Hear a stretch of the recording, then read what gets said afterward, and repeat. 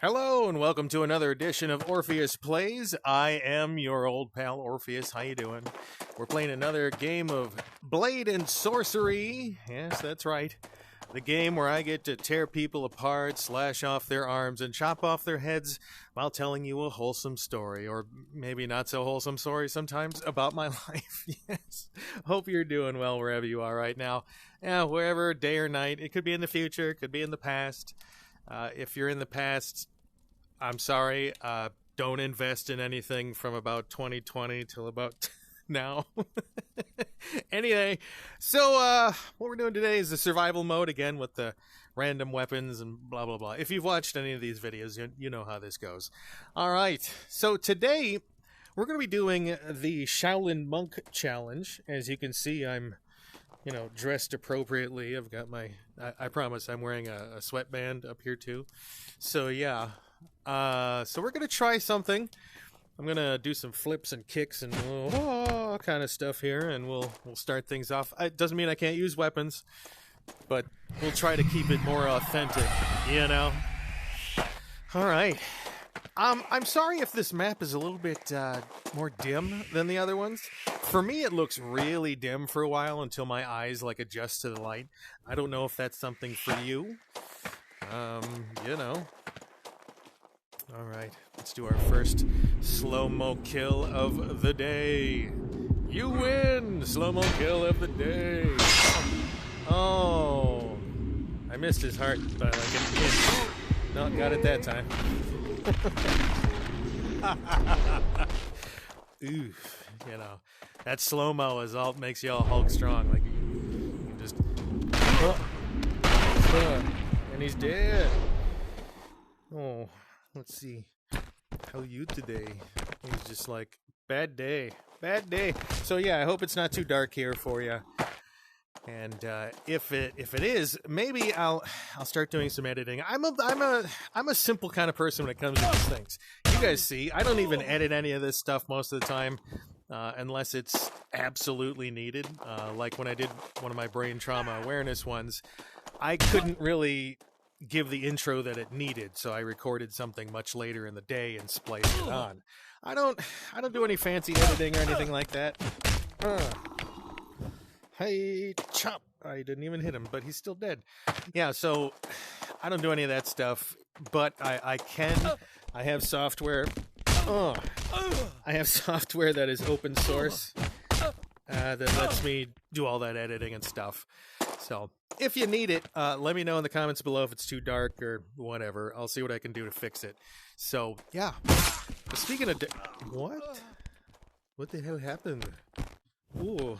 He was very tired. But yeah, speaking of dark things, I was on Twitter the other day, and I really need to stay off of social media. Especially now, social media is just like, oh my god, it's a war zone, just nonstop. But don't worry, Old Pal Orpheus does not include any of that kind of drama here. This is a place you can come to just chill out. I'm not going to talk about any politics or anything crazy like that. So, sit back, relax.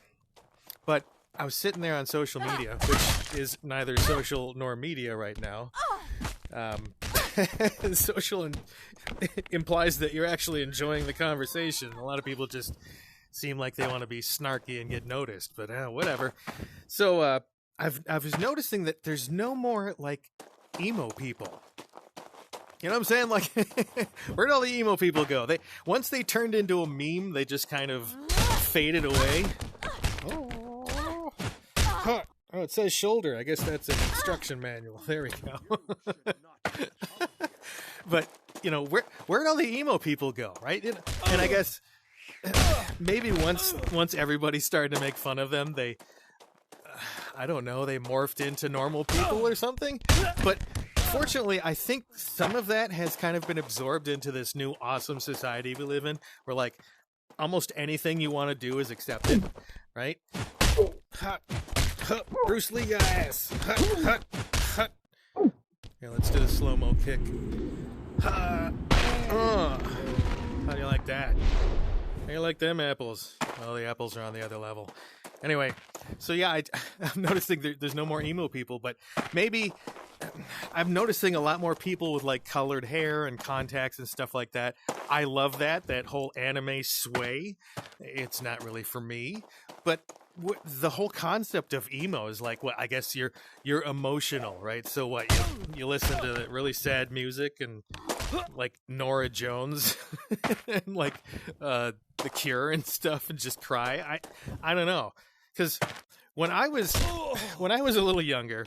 And it's still a thing now, but again, it's all become like a parody of it. Ooh, drama queen. This is my last moment on stage. But goth, the concept of goth, right? This has all been like made into a joke and everything, so we'll just take this. I'm doing a whole martial arts thing here. Excuse me. But like the concept of goth, right? And goth is like this darker, more nihilistic thing where you're like, well, the universe is going to end eventually, so who cares, right? What does what I do today matter in the grand scale of the universe? Unless you watch Doctor Who, I mean, that's sort of valid, but like that's the whole thing about being goth, right? Except you're wearing all black and you have a trench coat on. Again, Bruce Lee would be proud of that. Using my environment, huh? But I think you wearing all black. You got makeup on, black lipstick, and I don't know. Funny thing is, though. All right, so let me give you a little bit of background. I was an all-American kid, like swim team, football team, debate team. I was the good guy. I got along with everybody, right? I was in the musicals and plays and everything. Oh, it's all for the sake of getting into the right college, right? You got to be well-rounded. You got to get into the school that we went to, the really prestigious one. And like, okay, whatever, right? So I did all this stuff to make myself, more well-rounded, whatever the hell that means. I'm sure a lot of you have been dealing with that too. It's just silly, man. Oh, I got a secret for you. You didn't know about this, did you? Brutal. Is he gone? Taint punch. Yeah? Okay, now he's gone. But, so, clean cut. Had a buzz cut at one point. Everyone thought I was this good, just, normal kid. Now, that whole image, I'm still kind of like that, but I'm a little bit more of a hippie now, like I throw in a little bit of just laid back kind of look to me. But back then it was, polo shirts and khaki pants and stuff. Now, mind you, that's not what I wanted to dress like, right? My parents didn't let me leave the house with like ripped jeans and a rock band t-shirt or something, right? No, you're representing the family everywhere we go. You can't be seen. Okay, whatever. So I graduate, right? Still clean cut. And I want to explain a concept called the Catholic school syndrome, all right? Or Catholic schoolgirl syndrome if you want to, hey, don't get weird. We're not going there. Those of you anime people. But with the concept of the Catholic school syndrome, someone that's been cranked down with rules their entire life, suddenly when they get their first opportunity to be free, like make their own decisions and stuff like that, they just go nuts, right? They do as much as they can, anywhere they can, just, right? Okay. So I graduate. And I'm like, yay, I'm going to get to go and like, I don't know, the typical stuff you want to do when you graduate. Like, oh, I want to go travel Europe and take the Euro rail with a ticket around. Wow. Hands strong. So I'm like, yeah. Oh, hey, Mom, Dad, I'm gonna. What are we gonna do? Am I going to Florida for a few weeks to kind of chill out? Am I gonna go down to Cancun or something? How about Paris? Can you send me to Paris and I'll, that kind of thing? I mean, it's normal, right? You expect that. You work hard your entire life doing that. So your entire life up till then, doing that stuff, and so you expect a little bit of. Like a depressurize, right? Nope. Old Orpheus's parents, put him promptly into the summer program of the college of their choice, not mine. It was their alma mater. Of course, mom and dad want that proud legacy thing going on. So I go to college. Right there in the summer, I get like maybe a week after I graduated. Ha! Judo flip. And they're like, okay, now you gotta make sure that you knuckle down. We don't want you to lose your focus. That's why we're putting you right into school, so you can really kind of transition and keep going, keep that momentum. Like, all right, well, I mean, come on, you're crushing me here. You're breaking my balls here. Why are you doing that? So, speaking of breaking his balls, here. You like that? Oh. One more. Is he alive? No. Oh, yes, he is. Oh, sorry. Oh, God. Is he singing soprano yet? Yeah, speaking of breaking my balls, sopranos. So they're like, yeah, no, you're going to keep it going. Okay, so they enroll me. I'm taking some courses, like 3 days a week or something. I mean, whatever, man. They put me into a dorm room that's a solo dorm room, right? My parents give me a car, but it was actually a conversion van, which is one of the big vans that they've turned into, like, the couch in the back turns into a bed. Right? It is a stereo system, a TV, and a VCR and stuff, and captain's chairs that swivel, little table with, like, you know, cup holders and like a chessboard on it. Yeah. Okay, you're gonna knuckle down and take care. You got to keep that momentum going. By the way, here's the ultimate party van for you to take to college. Oh, and by the way, here's a credit card. That's for the things you need. Don't worry about it. Okay. As if temptation wasn't bad enough. So, all right, I go and I do a couple months of that, and I went crazy. I was going to frat parties. I was starting to buy, like, T-shirts that were metal T-shirts and, like, really cool. What? How are you that agile, lady? There you go. Starting to buy nice T-shirts that I liked, ripped jeans, and I started noticing, like, there was more of a goth thing going on, right? Like, there were more people that were dressed dark, because, like, I came from not Beverly Hills specifically, but a city kind of like that, right? So it wasn't normal to see people dressed all dark, even though I'd been a lot of places in the world by then. This is your hometown. It's like, what? Why are people dressed all dark and spooky, right? So, hey, judo flip. That was a little bit of cheating with the judo. So, I'm doing my thing, going a little wild, but I'm still transitioning, right? I'm like going from being held up and pent up for 13, 14 years in school, and then all the way through into being independent with the party van and a credit card. And so I'm just kind of going, and it's like, okay, now it's time for the regular semester to start. So I get moved into a dorm with 3 other people. It's two people stay in each of the 2 rooms, and then there's an adjoining bathroom in the middle, right? Okay. So the guy that was in my room initially he was kind of like me. He's a smaller Italian guy. I'm not Italian. I'm Scottish, but he was a smaller guy, kind of intellectual like me, and kept to himself. I remember he used to smoke cigarettes, and he'd take a puff, and then he would always blow it out of his nose. I don't know why I remember that detail, but whatever. And, in the kidney. Oh. And anyway, he was very conservative, used to play Civ on the computer. We'd play back and forth and stuff. The other 2 guys were like 6'9" and like 450 pounds. And goth.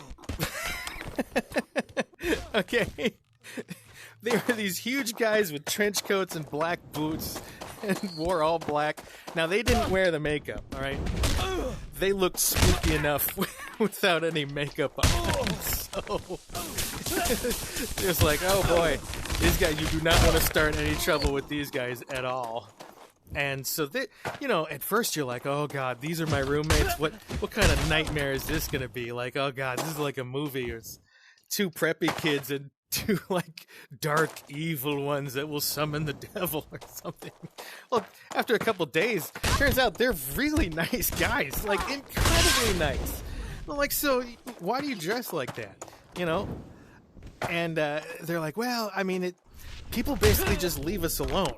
You know, everyone wants to be friends with a big guy because either, hey, you're perfect for helping me, I don't know, carry some furniture or reach something on the top shelf, whatever it is, right? You know, stupid stuff like that. When you're either big or when you're small, people ask you to do dumb stuff. Or when you have brain damage, people ask you to treat you like you're dumb, kind of thing. All right. So I'm like, why do you dress like that? Oh, it's, you know, people leave us alone. I'm like, huh. I said, well, it's also, you know, it's kind of a philosophy. They're like, you know, it's nihilism. I said, oh, you know, I can get with that. Oh, I just kind of bumped into her. Oh. She's still not dead, folks. She wants some more. You get some first. Hey, kick fight. So I'm like, yeah, I can totally deal with that. I don't really like all these preppy people. I haven't really chosen a style, so I'm like, yeah, goth. Yeah, that's me. So I already had the Doc Martens, right? The calf-high ones. So I already had the black pants, kind of like this. And so I just, you know, grabbed a trench coat and some black t-shirts, and boom, right there I am. So I spent a semester of college doing that until one night, your old pal Orpheus decides to do something dumb. And of course, you're like, yes, of course you did something dumb. Why would I be talking about it? Well, here goes. I'm walking home from a frat party, and I am thoroughly just drunk. I'm stoned out of my mind. And I'm walking from the frat party back to the dorm, and I see a phone booth. And I'm like, you know what? You know what would be great? I should call my parents and tell them just how much of a good time I'm having here at college. Right? Oh, and by the way, if any of you are watching from college and kind of know who I am, I'm sorry. I was a dick to some of you guys. Anyway. So I started dressing like that. Oh, so, okay. You forgot where I was going. Sometimes I get a little lost. So I go to the phone booth, dial up my folks. Oh, by the way, if you don't know what a phone booth is, it's literally a booth with a phone. Never mind. I'm kidding. So I dial them up. 3 o'clock in the morning, mind you. And the phone rings. And, you know, when you get a call 3 o'clock in the morning, it's never anything good, right? It's usually someone died or there was a car accident or like your stock portfolio got hacked and you're now broke or something stupid, right? So ring. It's my mom. Hello? And I said, hey, Mom. Oh, yeah. Hey, what's are you okay? What's going on? I'm like, I am messed up. Ooh, kind of like that. She is messed up. I said, I am messed up. She's like, what? I said, yeah, I am drunk as hell. And I'm like, I am stoned too. I am so stoned right now. I'm walking home from a frat party. And she's like, what? I said, yeah. She says, you were doing drugs? I said, I was smoking some pot. She's like, well, hold on a second. And you hear her go, you know, talk to my dad like, wake up. You know, Orpheus said he was doing drugs and he got drunk at a party. And you hear my dad in the background, what? My mom's just like, I know, I'm talking to him right now. Right? So let me get this straight. You say that you were doing drugs at a party and that you're like on them right now and you're calling me? I'm like, yeah. She's like, we'll see you tomorrow. And this wasn't like in the same town or anything, right? Dude, you're not cooperating. So he's still not cooperating. You get a throat punch. Did that work? Yes, it did. And so I'm like, yeah, whatever. Yeah, I'll see you guys when I see you. Hang up. I go home and I pass out. It's about 9 a.m. the next morning. 9 a.m. the next morning. Dude, it's like saying ATM machine. Anyway, it's about 9 a.m. and I wake up and my dad is sitting at the foot of my bed, right? So he's got a chair. He's got a chair like this, right? And he's doing the Riker sit where, you know, you're on the chair like this, right? And he's just staring at me with like this look on his face like he's gonna just kill me when I wake up. And the creepy part is, I don't know, he was just there, so like he couldn't have just gone somewhere, like, so he was, who knows how long he was just sitting there watching me until I woke up. And he's like, okay, pack your shit, we got a trailer, we're taking you out of college. I'm like, what the fuck? So they actually did. They took me out of college. And they said, we're sending you to New York, to Long Island, to one of the country's best addiction medicine specialists. We're going to send you to him for counseling. And I'm like, for smoking pot and telling you that? Like, yeah, this is serious. We need to take care of this before it gets any worse. Like, what? Right. Okay, I guess, whatever. So they line this all up. I'm going to college. And it's within, like, reach of New York City. You know, it's like you take a train and then a bus, or a train and a subway, and then you're there.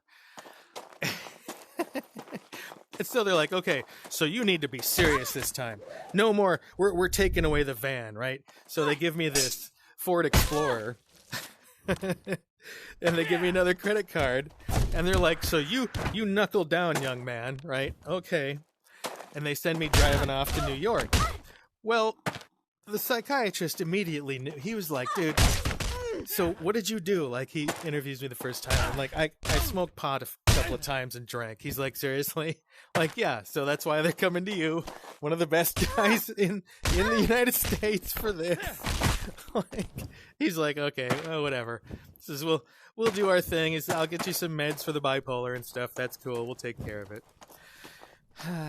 So, they send me to New York with basically another party van set up, right?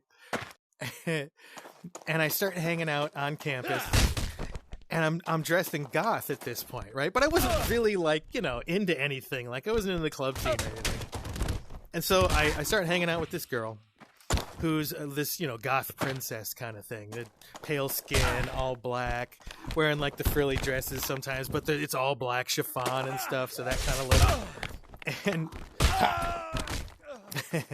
And so we started hanging out, and she goes, you know, oh, so, you know, I noticed that you dress goth. She's like, is that something you like? Are you into the whole scene? And I'm, you know, of course it's a girl. I'm like, yeah, of course I am. So she's like, you want to go to a club this weekend? I'm like, yeah. So she fixes, she's like, where are your best? Okay. Picks me up that weekend. We go to this club called The Bank, right? Which, coincidentally enough, was an old bank that they turned into a nightclub. Well, this was a vampire nightclub. Basically, imagine all the ones from the Blade series, all those nightclubs, without any of the blood drinking, of course. At least not that I know of. So, we're walking in, and there's people that are, like, holding court, essentially, with other underlings coming to serve them and stuff, and, like, people being led around on leashes, and you could tell one was, like, supposed to be the human blood bank, and, you know, the master and stuff. It was just kind of like, oh, okay. Because at this point, Interview with a Vampire had come out, and The Crow and all that stuff, so being a vampire was like, you know, sexy, cool, right? I'm a ooh, I'm so dark and mysterious, ew, right? Okay, whatever, emo, or actually, whatever, nerd at that point. So we go to this nightclub, and it's like, hey, there's people with these porcelain vampire teeth in that they had custom made for like $1,000 or something. They're just ridiculous. This whole cosplay thing wasn't really a thing back then, right? You see people dressing up, making their own costumes and stuff today. They didn't have that back then. So this was all people that were like fanatics about it, okay? But, I mean, it had this cool vibe. Ha, hey, hit, ha, and judo flip, judo clutch and flip, judo flip. Okay, that worked. So it's this whole lifestyle that seemed like, wow, fanatics. But it's cool, right? It felt good, but it felt weird.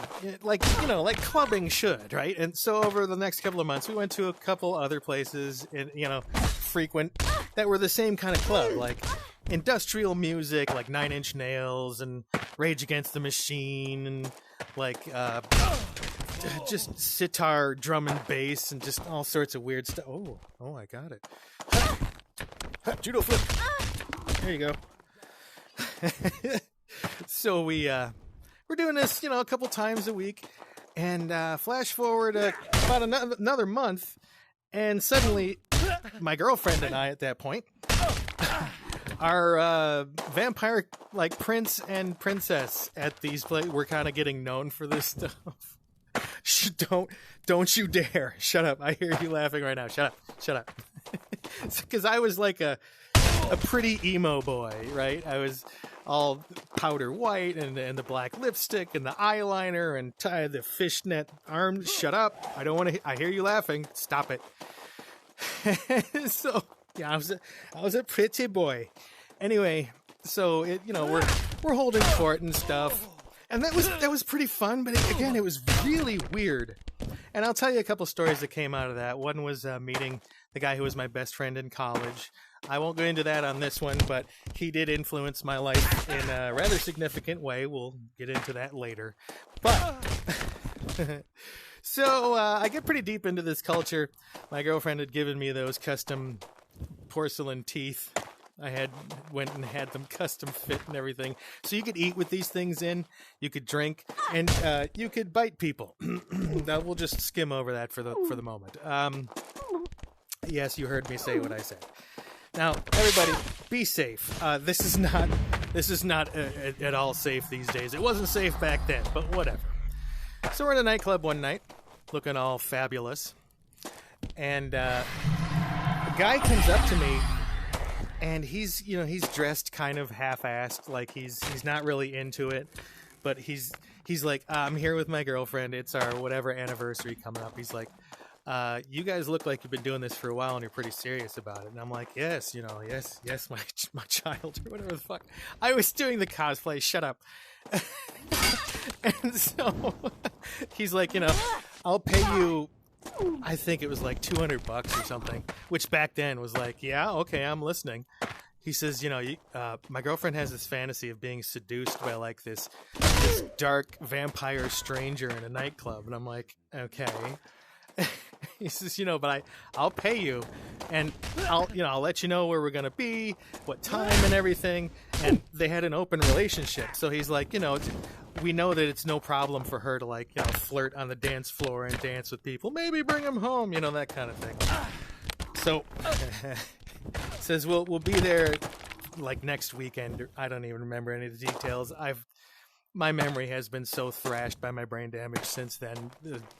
The details in between these amazing stories are just right. Okay, they're like peanut butter on a piece of bread 40 feet long. So next weekend comes. I'm dressed about as just all to the nines, just everything. I've got on my best everything. I look like Brandon Lee in The Crow. Whatever. And so the guy, they show up, the couple, and she's at the bar. He makes like he's going to the bathroom. And so he goes off and he sneaks over to me and he's like, she's over there at the bar. She's wearing the red dress, and you can go ahead and take care of that. I'm gonna be over here. So she's ordering drinks. Ooh, I smacked her with her own club. Ooh, new superpower unlocked. Hi. Okay. So she's at the bar ordering a drink, right? And you're gonna laugh, but shut up. I don't want to hear it. So I saw her ordering a drink, and she's wondering what to order, and she's yelling at the bartender, I don't know what to get. I don't know what would taste good.